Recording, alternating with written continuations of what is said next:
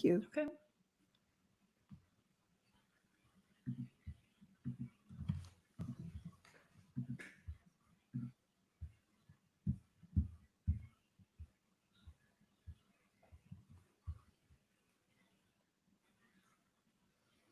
Hi. You're watching EarthSky. I'm Deborah Byrd, and I'm here with Katie Mack, who is a theoretical cosmologist. She's holding the Hawking Chair in Cosmology and Science Communication at the Perimeter Institute for Theoretical Physics in Waterloo, Canada. And she's also the author of a book published in 2020 called The End of Everything. So, the end of everything, Katie. Yeah. The end of everything. Yes. Yeah. So before we talk about that, tell me, what is cosmology? So cosmology is the study of the universe as a whole, basically. So it's the study of sort of the physics on the smallest, on the largest scales, the evolution of the cosmos, the beginning or the end, how sort of things change on large scales. So in physics or astronomy, people who study cosmology will often study like really distant galaxies to learn about the past, or will study things about the Big Bang, or how galaxies evolve over time, or the sort of fundamental physics of the universe. And so you're a theoretical cosmologist. Are all Mhm. cosmologists theoretical? No. So on the observational side, there's, again, people who are looking at very distant galaxies might be doing cosmology. People who do galaxy surveys, people who study the cosmic microwave background radiation, which is this sort of light left over from the Big Bang that we can see with microwave telescopes. So there are a lot of ways to do observational astronomy to study the universe and its evolution. Okay, but what? And so how are you studying it? What are you So doing? as a theorist, I don't use data, so that's kind of the big thing. So the kind of work I do is mainly kind of between the model building side of theory and the observational side of things. So I do what's called phenomenology sometimes. So the way that works is I talk to the theory people who are like coming up with new ideas about like what dark matter is, or what dark energy is doing, or what the Big Bang looked like. And then I talk to the observational people about what their new telescopes can see, what experiments can do. And my job is to try to kind of figure out how to bring those things together. So what we can learn about the universe from new observations, or what kind of observations we need to do to learn about the universe. So that's kind of where I sit. And it means that most of my work is sort of forecasting in terms of like what new observations we'll see, or doing modeling around what kinds of consequences different theories will have. And so it's a lot of sort of coding basically. So Mhm. putting the physics into the code, or putting the observational parameters into the code, and trying to figure out what you can do with that. Okay, so you're using the tools of physics and Mhm. the tools of computers, big computers, to just Mhm. figure out what the universe was like at its beginning and middle and end, sort of Yeah. big picture. Yeah. Yeah, and trying to So figure out kind of what it's made of as well. what it's made of. So Yeah. what do you mean by that? So when we look around the cosmos, we see, light from stars and galaxies, and we see atoms and molecules and things like that. But most of the universe is invisible, actually. So most of the matter in the universe is this invisible stuff called dark matter that has gravity but doesn't seem to interact in other ways with the rest of the universe. And then most of everything else in terms of the sort of energy budget of the cosmos is dark energy, which is something we really don't understand, but it's something that seems to be making the universe expand faster. Okay. So trying to understand what dark matter is, what dark energy is, those are kind of the big questions around, what the universe is made of, because that's most of the cosmos. Like 95% of the universe is dark matter or dark energy. Right. So yeah, when you said what the universe is made of, I was, thinking back to something I heard you say in the podcast that you're Mm. doing with John Green, which I just listened to Mhm. some of those this morning, and they're Mhm. awesome. Thank you. They're yeah, they're here on YouTube. They're on Crash Course. You can find them Mhm. there. They're really great. And you were talking about that at the beginning of the universe, at the very start of the universe, that the whatever we're made of was already there. Can you Yeah, talk a little yeah. bit? Well, so the stuff that we're made of, in terms of the like the protons that we're made of, came about very early in the universe.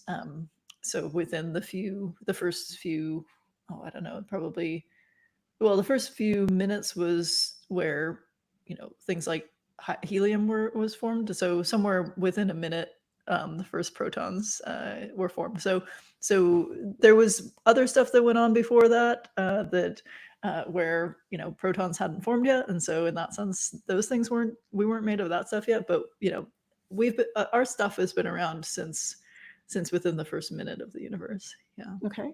And so we're talking here about the Big Bang theory, right? We're talking about Mhm. the idea that our universe had this explosive beginning that we call the Big Bang.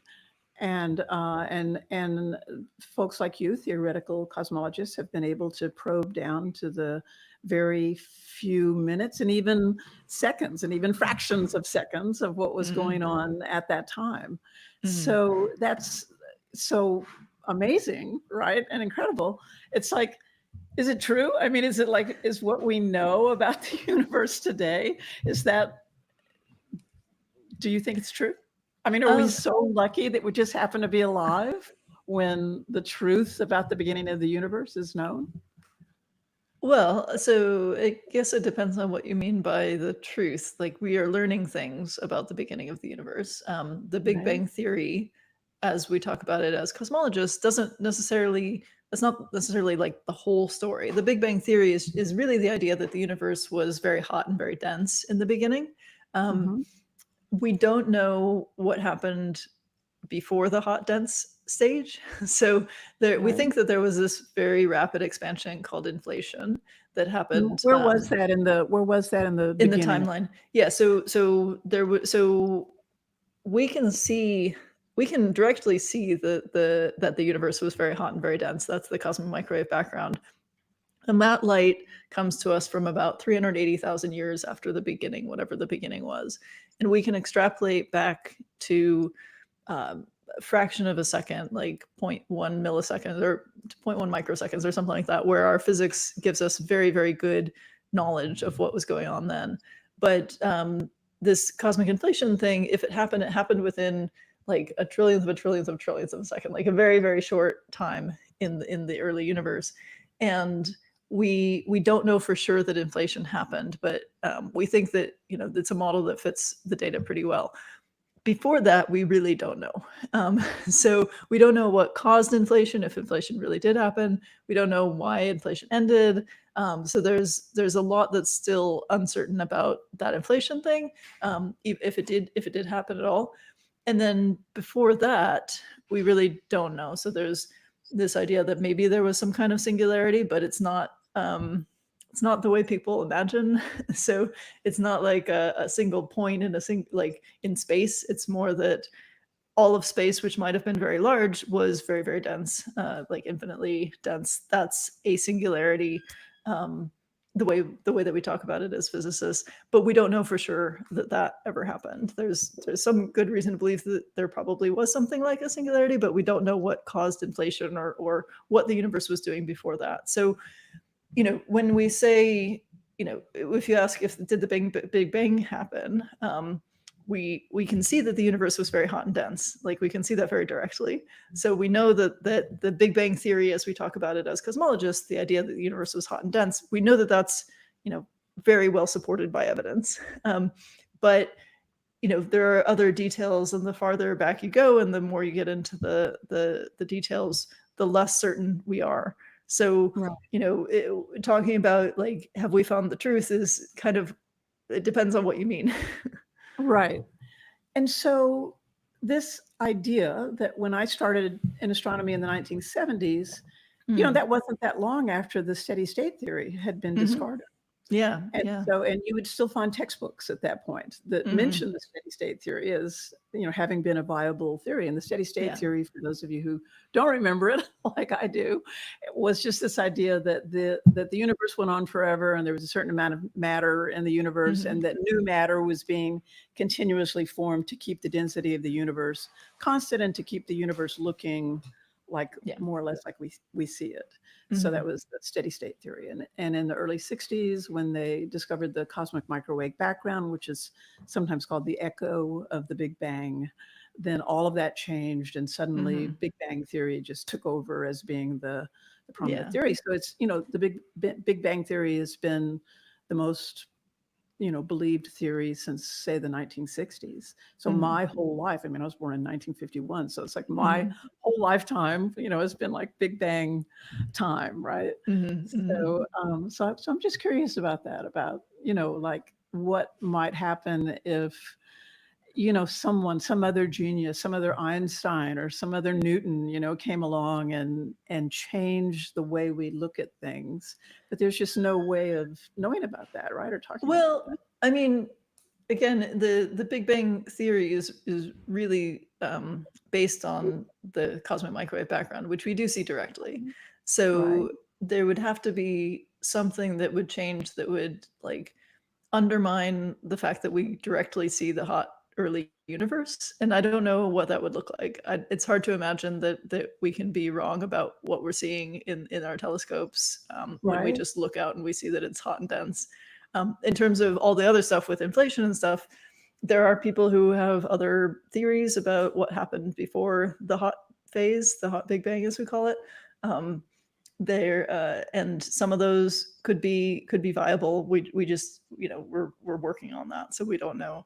I don't think it's one of these things where it's like a single person has a genius idea. I think it's, we're chipping away at data, we're getting new observations, we're, developing theories as a community, and we're trying to come up with more ideas that can fill in some of the blanks. Okay. So the universe is thought to have begun 13.8 billion years ago, and the Mhm. Big Bang is the popular theory. Something happened that we can't quite see exactly what was there before, but then there was this period of cosmic inflation where, over this incredibly short time, just a Mhm. tiny, tiny, tiny, tiny fraction of a second, things expanded, and the universe became what we now have, more or less, Mhm. which is a place that's expanding, still expanding, and that Mhm. has stuff in it. Mhm. And so what's going on now? Like, here we are 13.8 billion years away from this event, the event of the Big Mhm. Bang. So Mhm. what's happening now?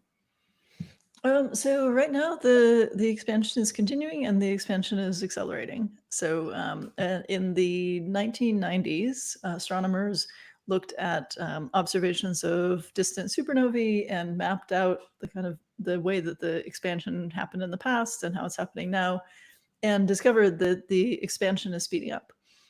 And that was a really big and sort of revolutionary observation, because before that point, it was assumed that, something kicked off the expansion of the early universe, and since then the universe has just been expanding, sort of because it started expanding, and so that it's been continuing. And in that process, the gravity of all the stuff in the universe should have been slowing down the expansion, and we know that it was slowing down for a long time. um, and so there was an attempt to measure how quickly is the expansion slowing down, which would tell you something about the balance between the sort of speed of expansion and the gravity of everything in the universe. And when they tried to measure that, they found that the expansion was actually speeding up. And that's very weird, because at that time we didn't have any sort of explanation for why that would happen. We had, gravity and Einstein's equations of the evolution of the cosmos, evolution of space-time, and that really had only a couple of options. Either it expands forever, or it's slows down, stops, and recollapses, or kind of coasts.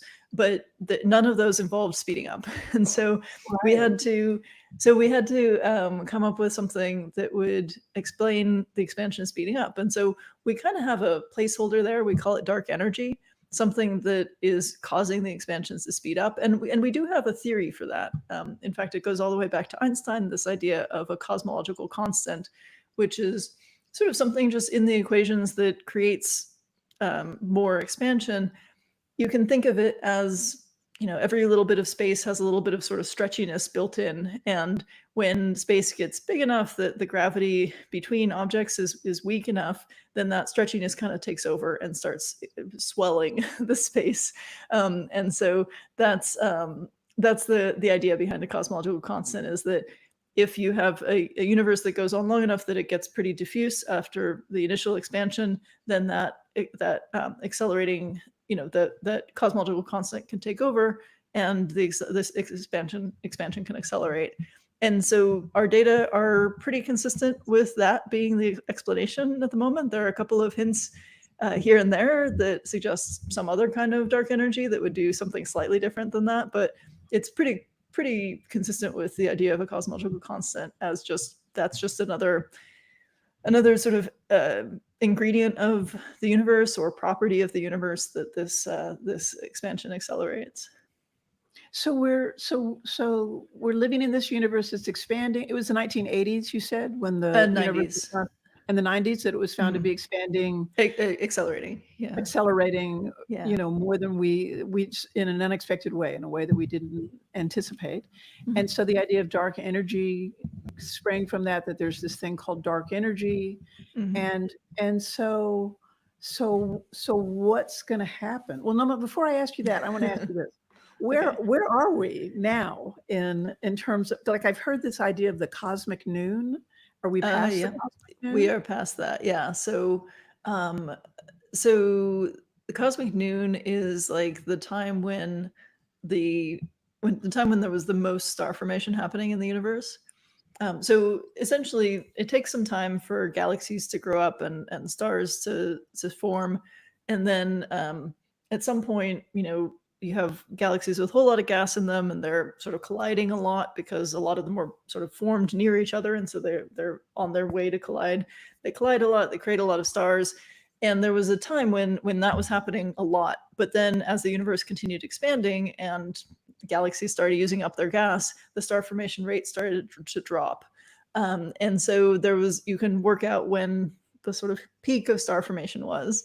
And that was something like I think something like 7-ish billion years ago, and so somewhere in that vicinity, and that was and so there was a lot of star formation. Now it's really dropping off because there's fewer galaxy collisions. The galaxies have used up a lot of gas, and so if you work out like how much star formation is happening now, and how much will happen in the future based on what we understand of how much gas is left in galaxies and so on, you can work out that something like 90% or maybe 95% of star formation has already happened. So we're definitely in the wind down phase, where from now until the end of time, it's only like that last 5 or 10% is going to be happening. So we're kind of toward the end of the star formation phase of the universe in terms of relatively, and we're also at a phase where the dark energy is the most important aspect of the evolution of the universe. So it's dominating the expansion rate. So there was a point where the expansion started to accelerate about 5 or 6 billion years ago, and it's been accelerating since then, meaning that the dark energy is like the most important aspect. So right now we're in a phase where we're kind of becoming more and more dominated by this dark energy, and stars are becoming are forming less and less often. Now, that said, there's a long time before everything burns out entirely. We have trillions of years before we have to start thinking about things getting kind of darker. But at the moment, that's where we're at. Okay, So it isn't the case that the cosmic noon happened 7 billion years ago and the universe is almost 14 billion years old at this point. So we're nowhere near the cosmic midnight. In other words, we've still got trillions of years to go before right? Well, yeah. And So based on our current evolution, if we assume that dark energy is a cosmological constant, we have quite a lot of time before everything like burns out.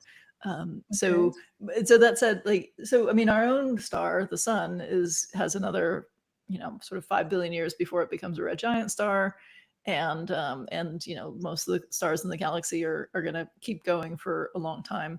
When you get to about 100 billion years, that's when things start getting dark. So that's when other galaxies are moving away from us so quickly we can't see them anymore.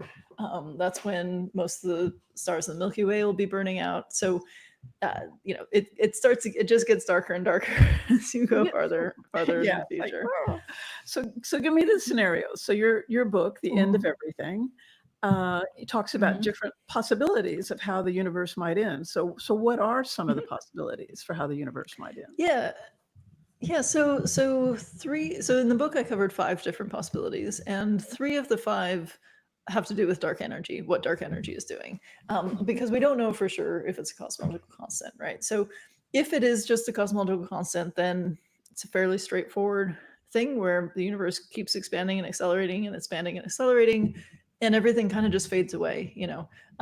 Everything, other galaxies get too far away, move too fast away from us for us to see them.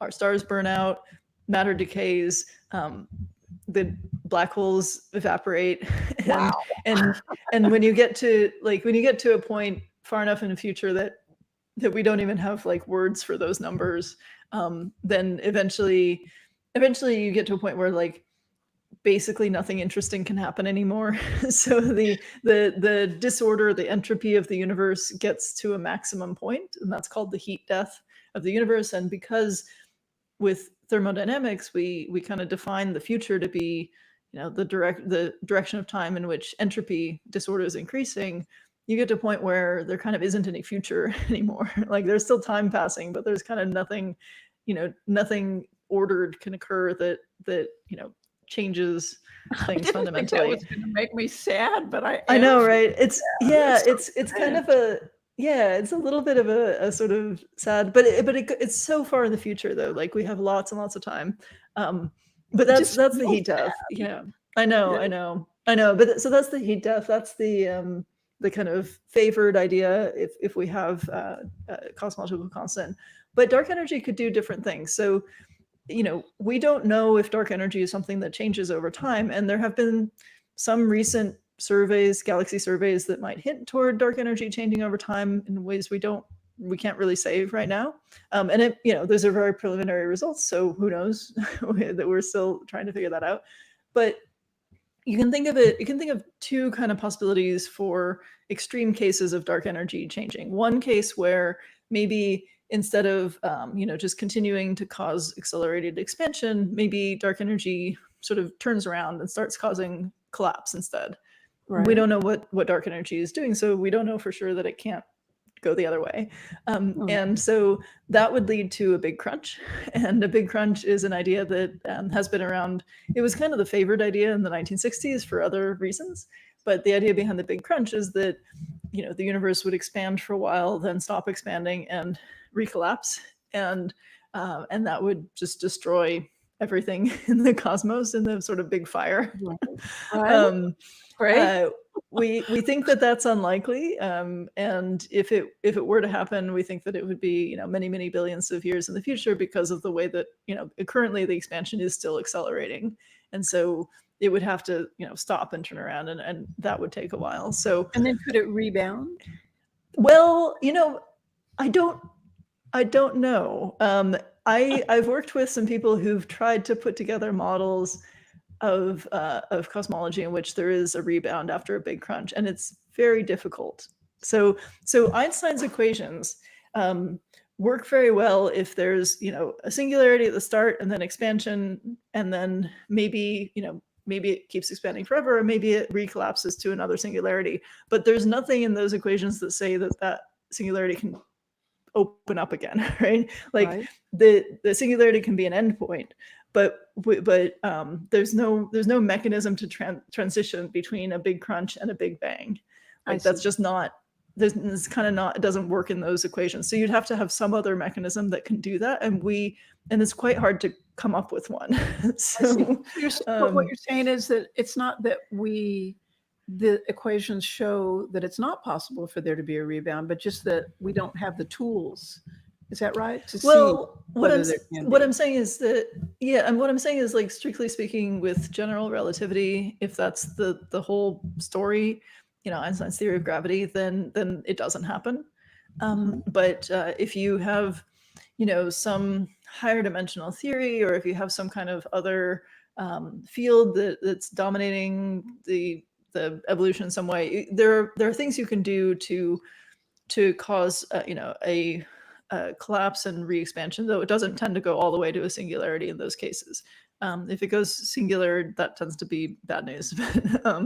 But you can have some theories that do have some kind of collapse and then a re-expansion before it gets to the singularity. So people work on that, but I know a lot of people who say, like, oh, a big crunch sounds like a good idea because then you get a universe reborn, and it's actually really hard better than as a expanding theorist. forever into nothingness. Well, Right. I mean, yeah, like if there's Seems a like- way to create a new universe, like, I guess that sounds cool, but like we're not, like, we would still be destroyed. So I'm not sure. Well, I'm not sure how. not our atoms and our protons would still be Yeah, there. well, if it's a true big crunch, then yes, all of those things are destroyed. Like Oh, you turn not into, even that, I mean, okay. the whole universe becomes a kind of quark gluon soup again. Anyway, Okay.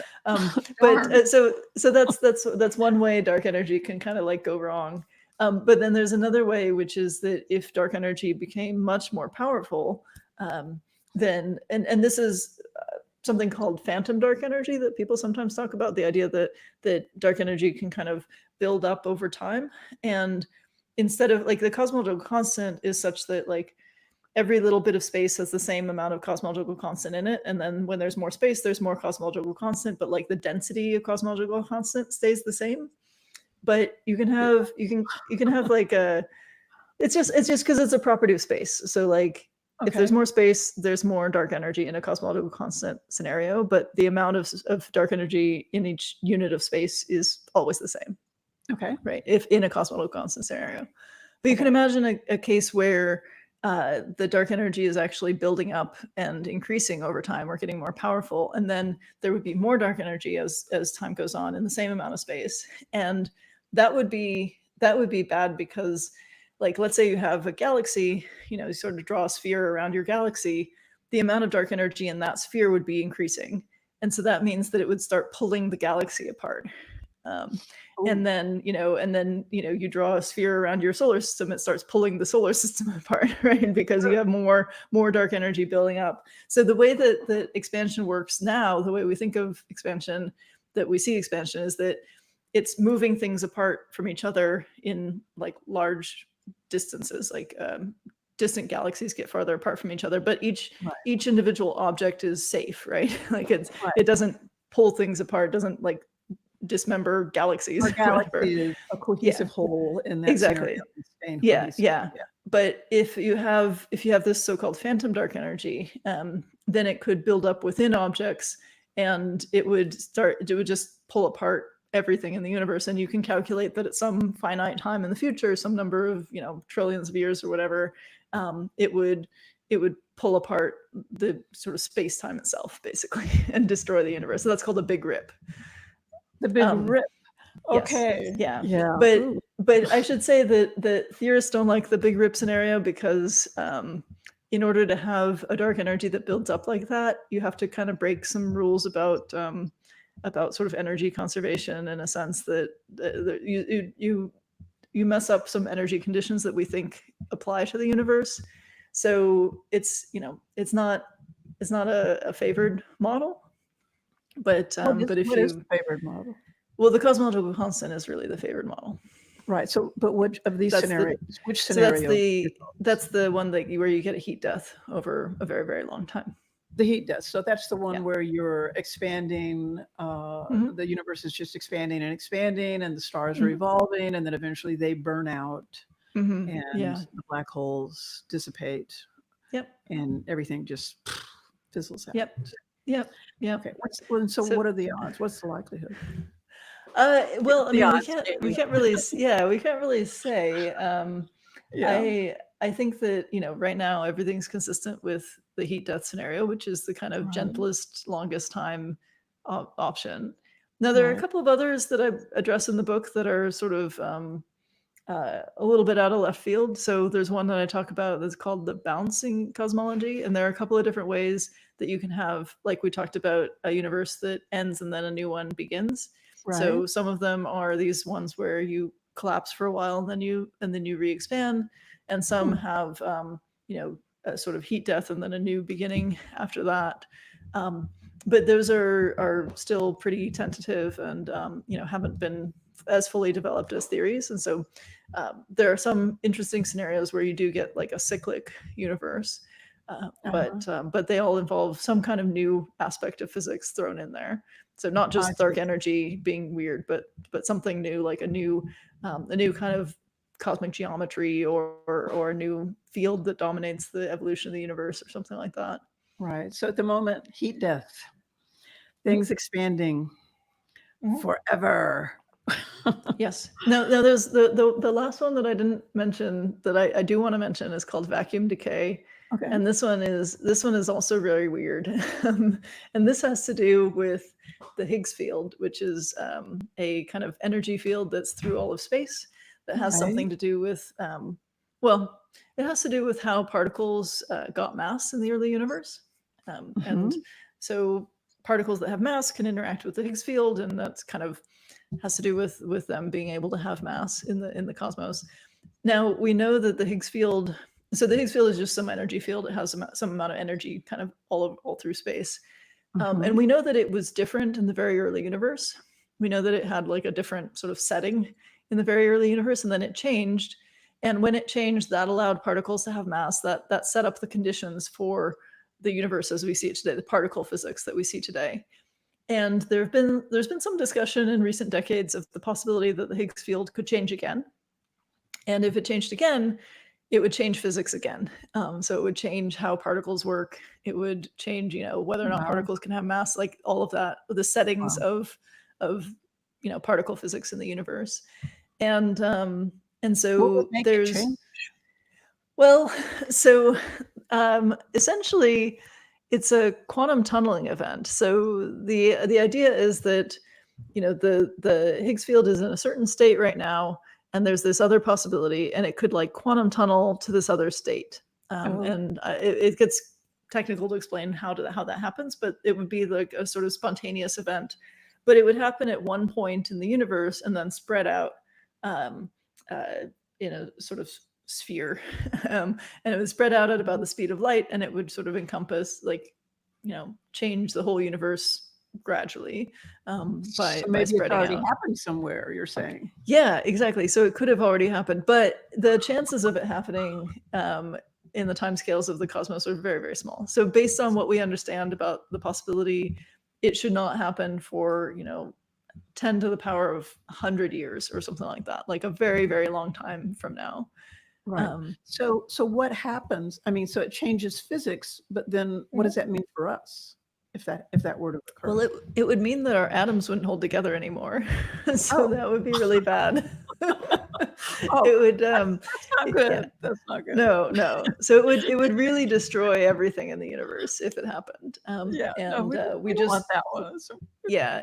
So we don't know for sure if it could happen or not. But it's a fun thing to think about as a physicist because you have yeah, this like quantum process, this particle physics process that could have implications for the entire cosmos, and because wow, it's sort of unpredictable, right? Like because we wouldn't necessarily know when it would happen or we wouldn't see it coming.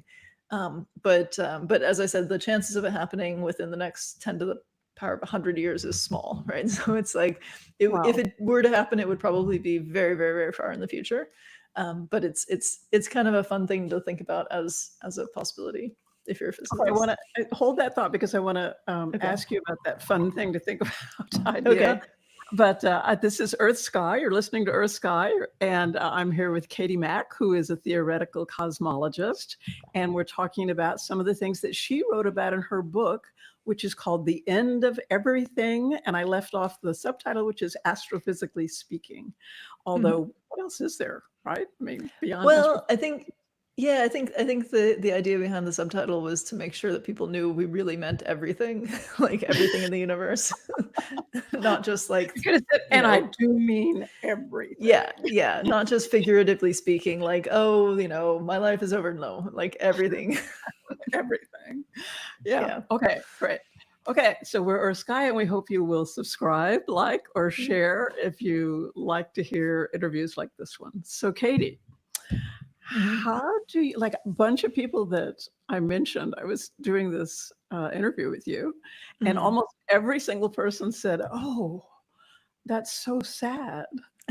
And, like at first it didn't feel sad to me, but like after talking to you, it does feel kind of sad. So I hear that your book is very humorous. So how do you, I mean, do you feel sad about the end of the universe?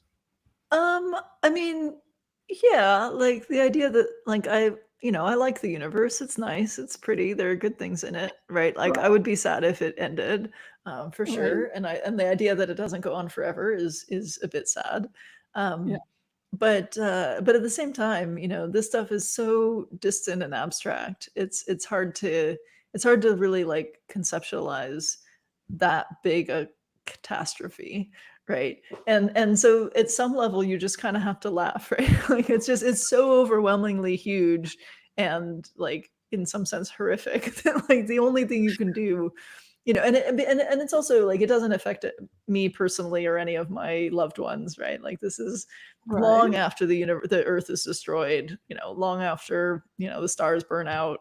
That it's not like an immediate tragedy. It's not like there's going to be like a tragic aftermath. It's Not gonna hurt. very distant and final. No, no. No. I mean, the big crunch would hurt. I feel like I'm not happy about that Oh, idea, but it's very unlikely. So, well, we won't be um, here. That'll be so many. Our sun's going to burn out in 5 billion years, and that's yeah, what?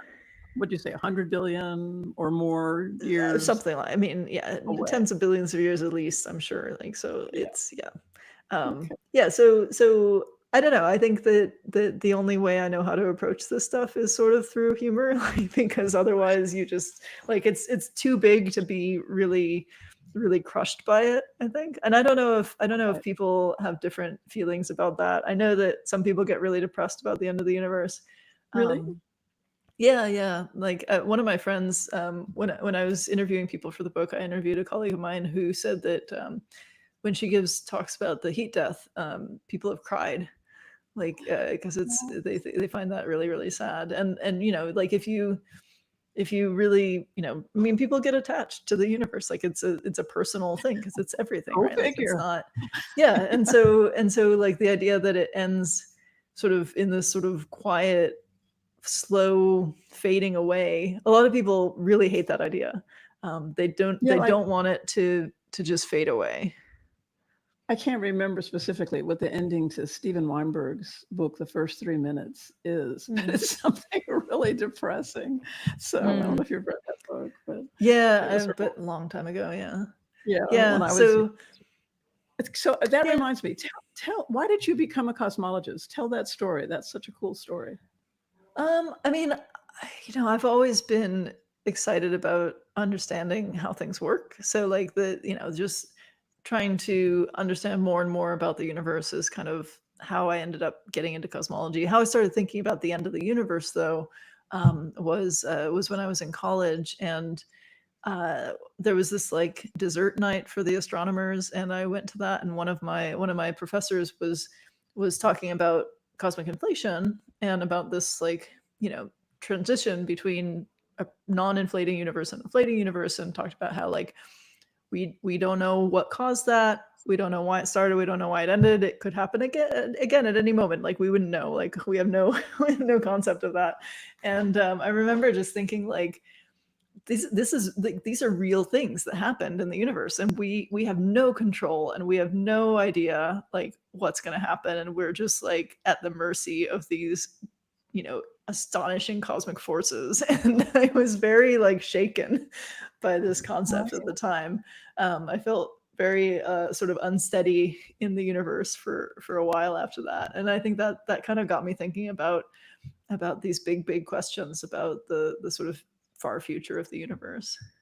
And so do you think for you that studying the universe and, becoming a cosmologist, it's something that helps you feel like just having that understanding, having the increased understanding makes you feel more controlled about it? Or do you feel I that think sense? I feel like it's more like morbid curiosity. Like, I feel like I definitely don't feel like I have any control. I think it's more like, like wanting to see what happened when you drive past a wreck on the highway. Like you're just like, it's something, big and terrible, and you kind of have to look. Right.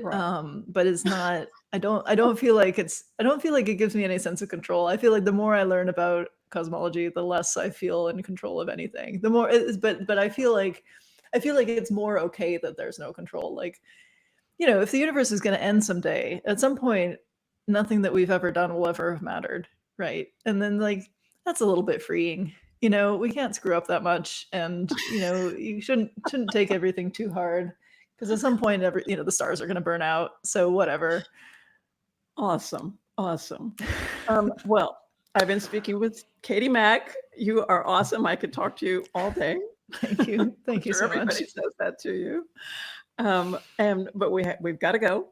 Okay. Katie is doing a podcast here on YouTube of her own called The Universe with John Green, and it's on the YouTube channel Crash Course. Katie's book is called The End of Everything, Astrophysically Speaking. And I have, do you have plans for another book, by the way? Are you planning to I write another book? do. Yes. Yeah. Oh, I'm working on another book. I'm working on one about particle physics and about sort of how physicists think about the subatomic world. It's called How to Build a Universe. oh, how great. Well, I can't wait for that to come out. When is it expected to come Thank out? you. Sometime in probably like 2026. Perfect. So Okay. the manuscript is due in a year. So sometime after that. Awesome. So maybe we can have you back when it publishes. That'd be great. Cool. You're listening to EarthSky, and my guest has been Katie Mack, and we are here every Monday at 12:15 Central, which is 17:15 UTC. And I have some exciting news, and that is that we're starting a new live stream, and our new live stream is going to be with Dr. C. Alex Young, who's with Goddard Space Flight Center. He's a heliophysicist, and he is going to come on several times a week live and tell you guys all about the sun. So be sure and watch for that. So Katie, thank you so much. Thank you so much for having me. This was a lot of fun.